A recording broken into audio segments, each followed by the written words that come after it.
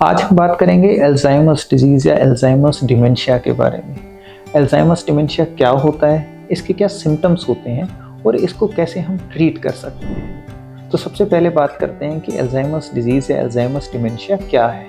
Alzheimer's disease या Alzheimer's dementia एक neurodegenerative disorders है जिसमें कि उम्र बढ़ने की वजह से जैसे ब्रेन श्रिंक करता है वैसे वैसे हमारे ब्रेन की मेमोरीज को होल्ड करने की क्षमता या याददाश्त जो है वो कम हो जाती है, जिसको कि हम डिमेंशिया बोलते हैं। और most common type of dementia जो है दुनिया में वो अल्जाइमर्स डिजीज है, अल्जाइमर्स डिमेंशिया है। अब बात करते हैं इसके क्या सिम्टम्स होते हैं। जैसा कि मैंने बताया कि ये एक न्यूरोडिजेनरेटिव डिसऑर्डर है जिसमें कि ब्रेन जैसे जैसे हमारी एज बढ़ती है वैसे वैसे हमारे ब्रेन की एज भी बढ़ती है, ब्रेन श्रिंक करता है जिसकी वजह से उसकी स्टोरेज कैपेसिटी जो है वो कम हो जाती है और उसकी वजह से जो हमारी याददाश्त है हम उन मेमोरीज को होल्ड नहीं कर पाते। तो उसी तरीके से इसके सिम्टम्स होते हैं, जैसे कि चीज़ों को रख के भूल जाना, बातों को कह के भूल जाना, फ़ोन नंबर्स का याद रहना, कॉल्स का याद ना रहना, माइनर डिटेल्स जैसे बैंक डिटेल्स हैं उनका याद ना रहना, गाड़ी चलाते पे रास्तों का ध्यान रहना,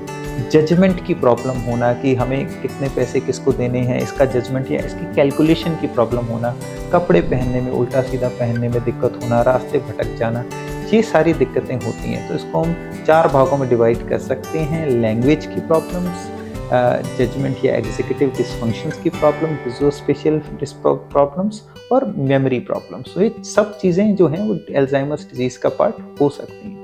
अब बात करते हैं कि जिन लोगों को अल्जाइमर्स डिजीज़ होती है उनको हम कैसे ट्रीट कर सकते हैं, कैसे मैनेज कर सकते हैं। जैसा कि मैं लगातार आपको बोल रहा हूँ, ये एक न्यूरोडिजेनरेटिव बीमारी है। जैसे कि न्यूरोडिजेनरेटिव बीमारी का मतलब होता है कि ये एक एज रिलेटेड बीमारी है, जैसे कि हमारे बालों का सफ़ेद होना, हमारे आँखों में मोतियाँ आना, हमारे शरीर पे झुर्रियाँ पड़ जाना उम्र बढ़ने की वजह से।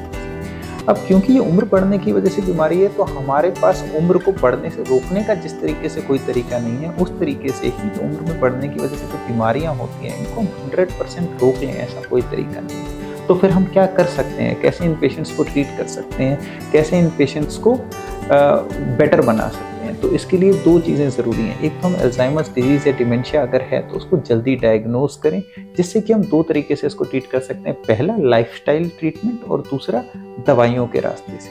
जैसा मैंने आपको बताया, हम इसको बढ़ने से नहीं रोक सकते, लेकिन इसकी स्पीड जो इस तरीके से बहुत स्पीड फास्ट जा रही है उसको हम थोड़ा सा स्लो कर सकते हैं। पहली बात करते हैं लाइफस्टाइल मैनेजमेंट। लाइफस्टाइल में अगर आप अपने ब्रेन को मेंटली एक्टिव रहते हैं, जैसे कि कुछ ब्रेन गेम्स जो होते हैं उसमें आपको पार्ट लेना, जैसे सुडोकू, डम शराज, इवन घर पे जो हम कार्ड प्ले करते हैं, ताश खेलते हैं, उसमें कुछ गेम्स खेलना। अगर हम अपने ब्रेन को शतरंज खेलना, अगर हम अपने ब्रेन को हम एक्टिव रखेंगे तो उससे हमारे ब्रेन की जो स्टोरेज और मेमोरी कैपेसिटी है वो उतनी तेज़ी से डिक्लाइन नहीं होगी जितना कि अगर हम उसको शिथिल छोड़ देते हैं या उसको यूज़ नहीं करते हैं तो वो जितनी तेज़ी से बढ़ेगी। दूसरी चीज़ हम क्या कर सकते हैं, इमोशनली इन्वॉल्व रहें, घर की चीज़ों में इन्वॉल्व रहें। इसीलिए बहुत कॉमनली पाया गया है कि जो इंडियन सिनेरियो है उसमें डिमेंशिया का प्रोग्रेशन स्लोली होता है और उसका रीज़न ये है कि इंडियन सिनेरियो में जॉइंट फैमिलीज़ का प्रचलन है।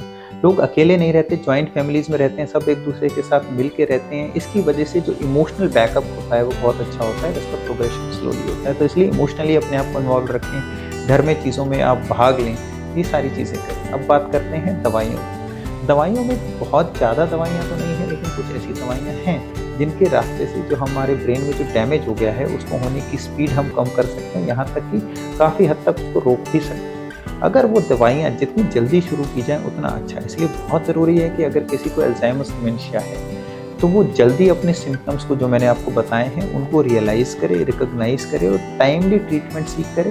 क्योंकि बहुत बार डिमेंशिया के हमारे पास कुछ ऐसे रीजंस भी होते हैं जो अल्जाइमर्स की वजह से नहीं होते, दूसरे होते हैं जिनका पूरी तरह से 100% ट्रीटमेंट और रिकवरी वो पॉसिबल है। Thank you very much.